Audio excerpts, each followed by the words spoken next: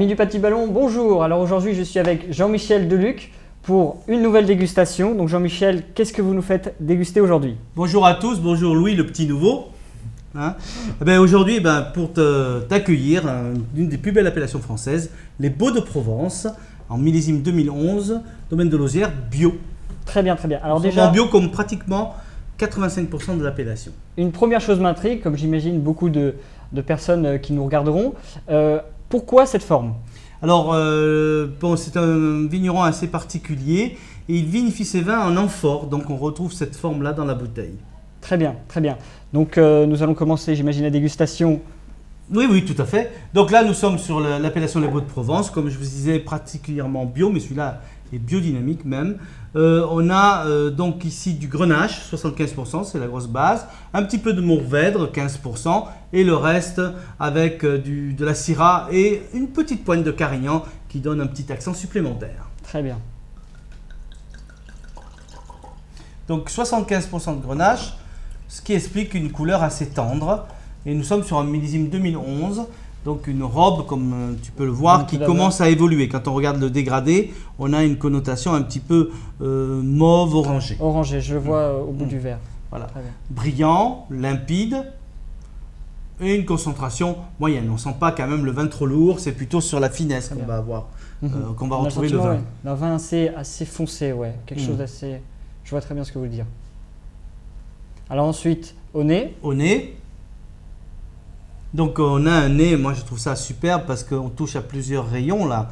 On a les fruits, mais des fruits à noyaux, cerises, mais des cerises un peu sauvages, guignes. On a des pruneaux, de côté pruneau, merises, donc on est toujours dans la famille des cerises. On a également des notes d'épices, mais plutôt cannelle, poivre, un petit peu de vanille.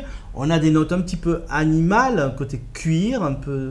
Donc on a un vin vraiment d'une sublime complexité. Alors juste une petite question, ce côté animal du vin, d'où provient-il? Alors, soit des cépages, donc j'ai dit qu'il y avait le Carignan ou le Mourvèdre par exemple, sont des cépages qui peuvent avoir cette connotation un peu animale, un peu cuir dès la jeunesse, mais également un petit peu d'évolution et puis peut-être cette vinification en amphore peuvent amener une oxydation qui donne un petit peu ce côté animal. Très bien. Alors maintenant en bouche. En bouche.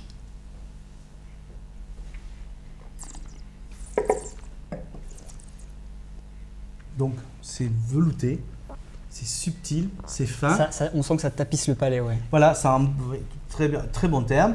C'est vraiment, ça emplit le palais d'une manière douce, légèrement épicée, un peu poivrée, presque piment d'Espelette en finale. Ouais, je sens. Voilà, bonne longueur, réglisse, on retrouve presque le cépage Syrah aussi. On retrouve vraiment tous les cépages. La douceur, c'est le Grenache.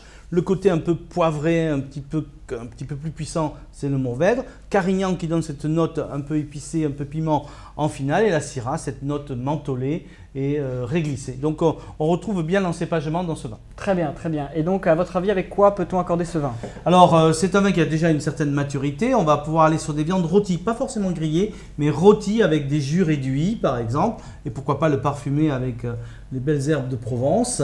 Voilà, on peut très bien avoir un rôti de porc au romarin, etc. avec un jus réduit. Quelques tomates farcies, moi j'adore ça, puisqu'on est dans le sud, les petits farcis niçois.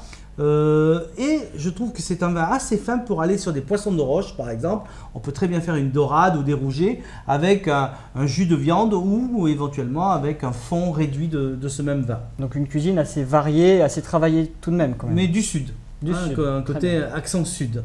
Très bien, parfait. Et donc c'est un vin qu'on va pouvoir carafer une demi-heure avant. C'est un vin qu'on va garder 5-6 ans sans aucun souci et à servir autour de 16-17 degrés. Pas trop tempéré quand même, juste un petit peu frais. Parfait. Bah écoutez, je vous souhaite une bonne dégustation en tout cas. C'était un plaisir en tout cas de déguster ce vin avec vous. Ben moi aussi. Et puis à très bientôt sur lepetitballon.com. Voilà, à très bientôt, bonne dégustation.